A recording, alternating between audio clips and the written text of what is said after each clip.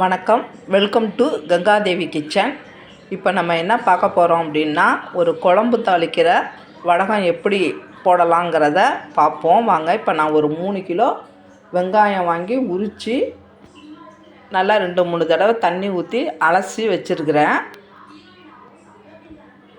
ரொம்ப வெள்ளையாக உரிக்கணும்னு அவசியம் இல்லை. இந்த மாதிரி ஒரு மெல்லிசான தோல் இருந்தால் கூட பரவாயில்ல. ரொம்ப வெள்ளை வெள்ளையர்னு உரிக்கணும்னு நினைக்கிறேன். இந்த மாதிரி மெல்லிசான கண்ணாடி மாதிரி தோல் இருந்தால் கூட பரவாயில்ல, அப்படியே நீங்கள் போட்டுக்கலாம். ரொம்ப வெள்ளையாக உரிக்கணும்னு அவசியம் இல்லை. நான் இதை அரிஞ்சிட்டு காட்டுறேன் உங்களுக்கு என்ன சாமான் சேர்க்கலாம் அப்படிங்கிறத பாருங்கள். நான் இப்போ 3 கிலோ வெங்காயத்தையும் அரிஞ்சு எடுத்துட்டேன்.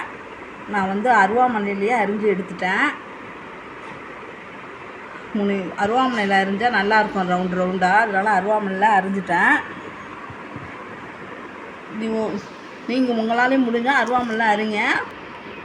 நான் அருவாமனையில் அரிஞ்சு எடுத்துட்டேன். முடிஞ்சால் நீங்கள் அருவாமனை அரிய முடியலன்னா பிளெண்டரில் கூட போட்டுக்கலாம், இல்லை மிக்சியில் ஜாரில் கூட ஒட்டிக்கலாம். இப்படி அருவாமனை அரிஞ்சால் ரவுண்டாக இருக்கும், குழம்பு தாளிக்கும் போது நல்லாயிருக்கும். ஆனால் என்ன கொஞ்சம் விரல் தான் வலிக்க ஆரம்பிச்சிட்டு. இப்போ நம்ம இதை ஒரு வேறு பாத்திரத்துக்கு மாற்றிக்கலாம். நான் இதை வேறு பாத்திரத்தில் மாற்றிட்டேன். இதுக்கு 100 மஞ்சத்தூள் போட்டுக்கலாம். நீங்கள் மஞ்சள் இருந்தால் கூட ஊற வச்சு மிக்சியில் அரைச்சி சேர்த்துக்கலாம். நான் மஞ்சத்தூள் தான் சேர்த்துருக்கேன். ஒரு 100 மஞ்சத்தூள் சேர்த்துருக்கேன். இதில் நம்ம கைப்பிடி அளவுக்கு நம்ம இதில் உப்பு சேர்த்துக்கிறோம். உப்பு சேர்த்துட்டு இதை நல்லா நையை நம்ம பிசைஞ்சு விட்டுக்கலாம்.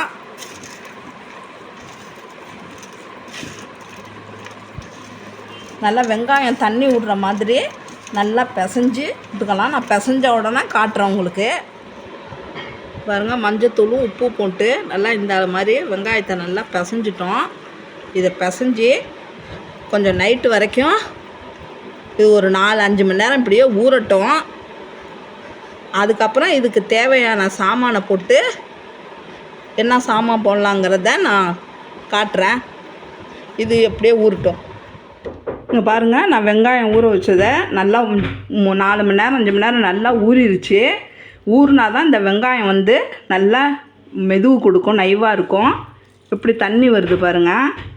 இது தண்ணி வந்தால் தான் இதில் போடுற சாமான்லாம் நல்லா ஊறும். நான் இப்போ ஒரு 1/4 கிலோ பூண்டு தட்டி வச்சுருக்கேன், அதை சேர்த்துக்கலாம். கொஞ்சம் பூண்டும் உளுத்தம்பருப்பு கருவேப்பிலை எல்லாம் கொஞ்சம் கூட சேர்த்துக்கணும்.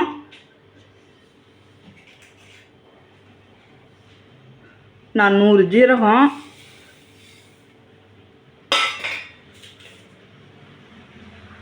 100 கடுகு,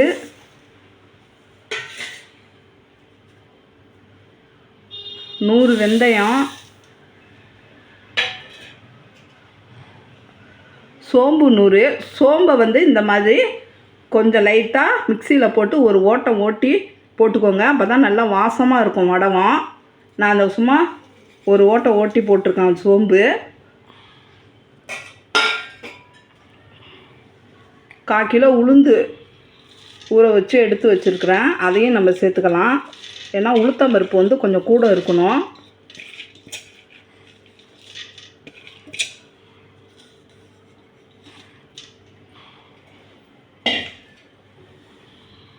கருவேப்பிலை,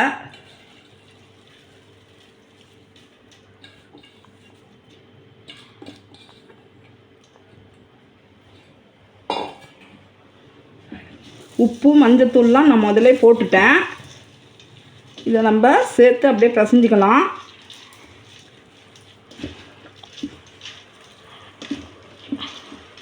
நான் இதை பிசைஞ்சிட்டு உங்களுக்கு இப்போ நான் சாமான்லாம் போட்டு எல்லாம் நல்லா எல்லாருமே கிளறி விட்டுட்டேன். இதில் நான் மிளகு கடலப்பருப்பு இதெல்லாம் நான் சேர்க்க மாட்டேன். இந்த சாமான் மட்டும்தான் சேர்ப்பேன். மிளகு கடலப்பருப்பு இதெல்லாம் சேர்த்தது கிடையாது. எங்கள் அம்மா எங்கள் மாமியார் எல்லாம் இப்படி தான் வடகம் போடுவாங்க. அதே மாதிரி தான் நானும் வடகம் போட்டிருக்கேன். 3 கிலோ வெங்காயத்துக்கு 4 சாமானும் 100 போடுவேன். மற்றது உளுத்தம்பருப்பு பூண்டு மட்டும் 1/4 கிலோ போடுவேன். கருவேப்பிலை கொஞ்சம் கூட போட்டுக்கோங்க. இது வந்து ஒரு நாள் நைட்டு ஃபுல்லாக இது ஊறணும். ஊறினா தான் சாமான்லாம் நல்லா ஊறி நல்லா இருக்கும். நாளை காலையில் இதை பிடிச்சி வெயிலில் வைக்கணும். அப்போ நான் இதை காட்டுறேன். இது வரைக்கும் நைட்டு ஃபுல்லாக ஊறட்டும். இது பாருங்கள், வடவம் வந்து நான் எல்லா சாமானும் போட்டு ஒரு நாள் நைட்டு ஃபுல்லாக நல்லா ஊற வச்சுட்டேன். சாமான்லாம் நல்லா ஊறிடுச்சு. இப்போ கருவேப்பிலை இது கொஞ்சம் பத்தலை, அதனால் இன்னும் கொஞ்சம் அதே அளவு கருவேப்பிலை போட்டுக்கிறேன். நேற்று இருந்த கருவேப்பிலை போட்டு எங்கிட்டேன், இன்னும் கொஞ்சம் கருவேப்பிலை போட்டுக்கிறேன். அந்த 1/4 கிலோ உளுந்து ஊற வச்சு கருப்பு உளுத்தம்பருப்பு இதாக போடுங்க. வெள்ளை உளுத்தம்பருப்பு போடாதீங்க. கருப்பு உளுத்தம்பருப்பு கொஞ்சம் தோலோடு இந்த மாதிரி 1/4 கிலோ உளுந்து ஊற வச்சு இதை நான் வந்து கொஞ்சம் கொரப்பாக அரைச்சி இதோட சேர்த்துக்கிறேன். அப்போ தான் உங்களுக்கு உருண்டை பிடிக்கிறதுக்கு ஸ்டிப்பாக வரும், நல்லாயிருக்கும். இதை வந்து இப்போ நம்ம இந்த வடவத்தோடு சேர்த்து அப்படியே பிசைஞ்சிடலாம். பிசைஞ்சிட்டு உங்கள்கிட்ட பாருங்கள், நான் இந்த உளுந்து கருவேப்பிலை ரெண்டுத்தையும் அந்த சாமானோட நல்லா கட்டி இல்லாத அளவுக்கு நல்லா சேர்ந்து பிசைஞ்சிட்டேன். நீங்களும் இந்த சாமானோட அந்த உளுந்தோட கட்டி இல்லாத அளவுக்கு சேர்ந்து இந்த மாதிரி கலந்து விட்டுருங்க. நான் போட்ட வெங்காயத்துக்கும் சாமானுக்கும் கரெக்டாக இருக்குது. 3 கிலோவுக்கு 100 மேனி தான் போட்டேன். அது கரெக்டான அளவு. சாமான் இதுக்கு மேலே ஜாஸ்தி போட்டிங்கன்னா நம்ம குழம்பு தாளிக்கு உருண்டை எடுத்து போடும்போது சாமான் தான் இருக்குமே தவிர அதில் வெங்காயம் அவ்வளோதான் இருக்காது. இப்போ இது நான் போட்டிருக்கிற அளவு கரெக்டான அளவு. நீங்களும் இதே அளவோடையே போடுங்க. அடுத்தது எண்ணெய் வந்து இப்போ ஊற்றக்கூடாது. 2 நாள் காய விட்டு இந்த ஈரமெல்லாம் போனதுக்கப்புறம் தான் எண்ணெய் ஊற்றணும். எண்ணெய் வந்து இப்போயே நம்ம ஊற்றிட்டோம் அப்படின்னா அது வந்து சீக்கிரம் காயாது. எண்ணெயும் தண்ணியும் பெசரிக்கிட்டு லேட்டாகும் காயறதுக்கு. அடுத்தது நம்ம வந்து வடவத்தை வந்து இப்படியே உதுத்து விட்டு காய விட்டுறக்கூடாது. அது வடவத்தோட வாசமெல்லாம் போயிடும். நம்ம உருட்டி வச்சு தான் காய வைக்கணும். நான் வந்து உதுத்து ஏதோ சீக்கிரம் காஞ்சிடும்னு சொல்லிட்டு உதுத்து விட்டு காய வச்சுட்டு வாங்க. அந்த மாதிரி காய வைக்கக்கூடாது. இந்த மாதிரி உருட்டி தான் காய வைக்கணும். நானே வீடியோ எடுத்துக்கிட்டு உருட்டுறேன். இந்த அளவுக்கு நீங்கள் வடவத்தை உருட்டி காய வச்சுடுங்க. ஒரு 2 நாள் இது காஞ்சாலே ரொம்பவும் அழுத்தி உருட்ட வேண்டாம். இந்த மாதிரி கொஞ்சம் பொலப்பொலப்பாக அப்படியே உருட்டினீங்கன்னா போதும்.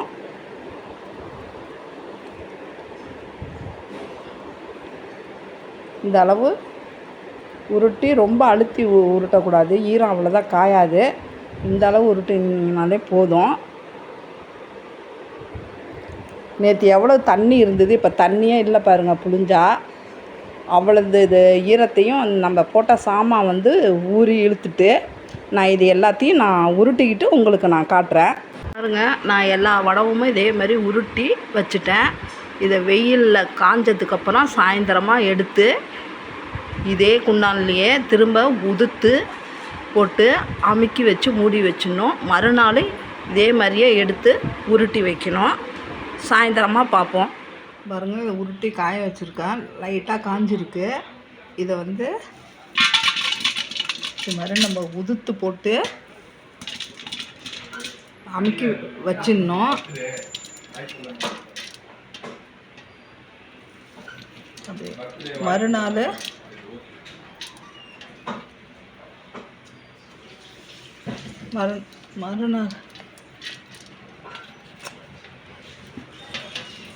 மறுநாள் காலையில் இதே மாதிரியே உருட்டி வச்சு காய வச்சு வைக்கணும். நான் காஞ்சிடுச்சு எண்ணெய் ஊற்றும்போது உங்கள்கிட்ட காட்டுறேன். இந்த மாதிரி உதுத்து விட்டு திரும்பவும் அமுக்கி வச்சுருங்க. மறுநாள் காலையில் இதே மாதிரி நம்ம உருட்டி காய வச்சுப்போம். பாருங்கள் 2 நாள் காய வச்சு எடுத்து வச்சுட்டேன். தண்ணியெல்லாம் வற்றிடுச்சு. இந்த அளவு இருக்கும் ஈரம், இந்த அளவு இருக்கணும் ஈரம். கொஞ்சம் பிசுபிசுப்பு தன்மை மட்டும் இருந்தால் போதும், ரொம்பவும் காயக்கூடாது. அப்புறம் நமக்கு வந்து உருட்டை வராது. இது 2 உருண்டை மட்டும் உங்களுக்கு நான் ஷாம்பிளுக்கு எடுத்து வச்சுருக்கேன்.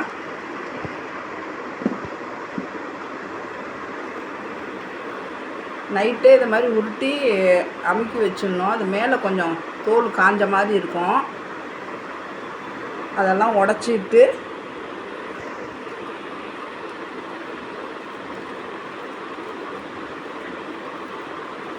இந்த அளவு உதுத்துட்டு போட்டுடுங்க. ஈரமெல்லாம் இல்லை.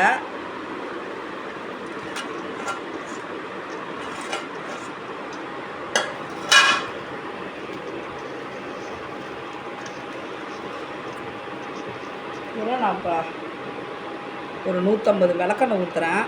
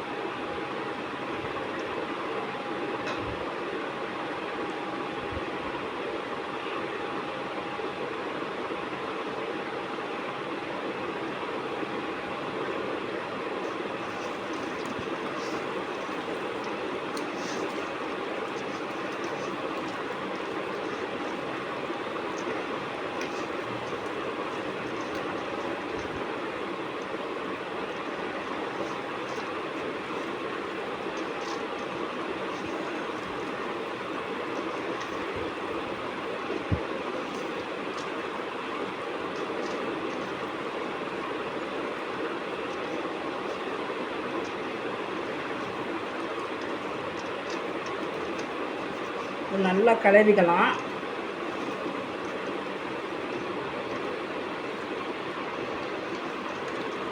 இதுக்கு 200 எண்ணெய் ஊற்றலாம். நான் இப்போ 150 தான் ஊற்றிருக்கேன்.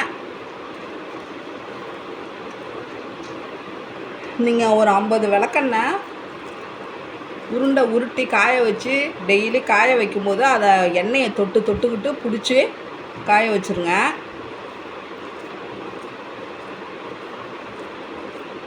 நமக்கு என்ன சைஸ் வேணுமோ அந்த சைஸில் அப்படியே உருட்டி வச்சுக்கலாம். இப்போ இந்த சைஸில் உருட்டியிருக்கேன்.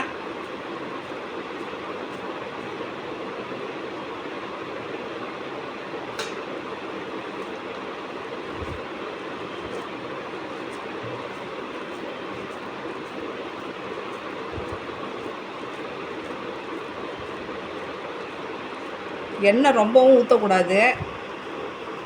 உருண்டை காய எண்ணெய் வந்து ரொம்ப சலன்னு உருண்டையில் வெளியில் வந்துடும். நான் எல்லா உருண்டையும் உருட்டிட்டு காட்டுறேன். இப்போ நான் எல்லா உருண்டையும் உருட்டிட்டேன். மீடியம் சைஸில் உருட்டி வச்சுருக்கேன். இது நாளைக்கும் கொஞ்சம் எண்ணெய் தொட்டு உருட்டணும். இதை இப்போ கொண்டு காய வச்சுக்கலாம். நாளைக்கு பார்ப்போம். பாருங்கள், நேற்று வந்து எண்ணெய் ஊற்றி காய வச்சிட்டேன். இன்றைக்கும் ஆனால் எண்ணெய் ஊற்றுறதுக்கப்புறம் உதுக்கக்கூடாது. இதே மாதிரி நான் 200 எண்ணெயும் ஊற்றிட்டேன் நேற்று. நீங்களும் ஒரு தடவையாக 200 எண்ணெயும் ஊற்றுங்க. அப்படி இல்லைன்னா 150 எண்ணெய் ஊற்றிட்டு ஒரு 50 எண்ணெய் இப்படி தொட்டுக்கிட்டு 2 விரலால் இப்படி பிடிச்சி அமுக்குங்க. நான் ஒரு தடவையாக எண்ணெயை ஊற்றிட்டேன். அதனால் இப்போ சும்மா பிடிச்சிட்ருக்கேன். இது உருண்டை காய லூஸ் கொடுத்து போயிடும். அதனால் திரும்பவும் இந்த மாதிரி அமுக்கி உருட்டி வைக்கணும். இல்லைன்னா உருண்டை சுருங்க லூஸ் கொடுத்து நம்ம எடுத்து வைக்கும்போது உடஞ்சி போயிடும். இந்த மாதிரி திரும்பவும் எல்லா உருண்டையும் இப்படி பிடிச்சி வைங்க.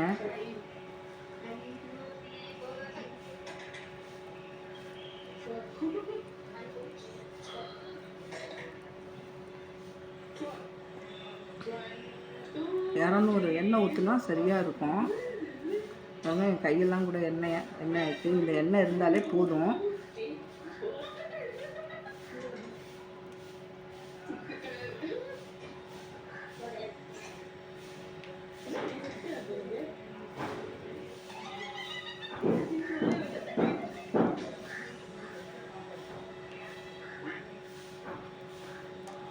மாதிரி காய காய உருண்டை லூஸ் கொடுத்து போயிடும். டெய்லி இது மாதிரி காய வைக்கும்போது இந்த மாதிரி அமுக்கி உருட்டி உருட்டி எடுத்து காய வைங்க. நான் ஃபுல்லாக காஞ்சதுக்கப்புறம் உங்கள்கிட்ட காட்டுறேன். வடகம் வந்து நான் காஞ்ச பிற்பாடு காட்டுறேன்னு சொன்னேன். ஏப்ரல் 1 போட ஆரம்பித்தேன். இன்றைக்கி ஏப்ரல் 10 ஆகிட்டு. வெங்காயம் ஊற வச்சு அதுக்கப்புறம் சாம்பார்லாம் போட்டு அது ஒரு நாள் ஊறி அதுக்கப்புறம் அதை 2 நாள் சும்மா பிடிச்சி வச்சு அதுக்கப்புறம் அதை உதுத்து அது திரும்ப ஆயில் சேர்த்து திரும்ப பிடிச்சி வச்சு காய வைக்கிறச்சு எடுக்கிறதுக்கு 1 வாரம் ஆயிட்டு. வடகம் நல்லா காஞ்சிருச்சு. வடகம் வந்து சத்தம் கேட்குது பாருங்கள். நல்லா உடையில கொள்ளல. இந்த அளவுக்கு நல்லா வடகம் காயணும். நான் 3 கிலோ வெங்காயத்துக்கு இவ்வளவு வடகம் இருக்குது. ஒரு 60-70 வடகம் இருக்கும். நான் இப்போ இந்த வடகத்தை உடச்சி காட்டுறேன் பாருங்கள். நல்லா வடகம் இந்த அளவுக்கு நல்லா காஞ்சி போச்சு. இந்த அளவு காஞ்சா போதும். இந்த வடகத்தில் நீங்கள் துவையல் கூட அரைக்கலாம். ஏன்னா இது வந்து வடகம் துவையலுக்கு ரொம்ப சூப்பராக நல்லா இருக்கும். மற்ற வடகம்லாம் எனக்கு தெரியாது. நான் போடுற மாதிரி நீங்கள் வடகம் போட்டிங்கன்னா அந்த வடகத்தில் நல்லா துவையல் அரைக்கலாம். அதையே கொஞ்சம் தேங்காய் சட்னி மாதிரி கொஞ்சம் தண்ணியாக வச்சுக்கிட்டிங்கன்னா இட்லிக்கு நல்லா சூப்பராக இருக்கும். நீங்கள் ஒரு தடவை ட்ரை பண்ணி பாருங்கள். வடக சட்னி அரைச்சி பாருங்கள், நல்லாயிருக்கும். இது குழம்பு தாளிக்கிற வடகம் நான் போட்டு முடிச்சிட்டேன். நீங்களும் இதே மாதிரி இதே அளவில் நீங்கள் வடகம் போடுங்க. இந்த சேனல் உங்களுக்கு பிடிச்சிருந்தால் லைக் பண்ணுங்கள், ஷேர் பண்ணுங்கள், கமெண்ட் பண்ணுங்கள். மறக்காமல் சப்ஸ்கிரைப் பண்ணிவிடுங்க. நன்றி.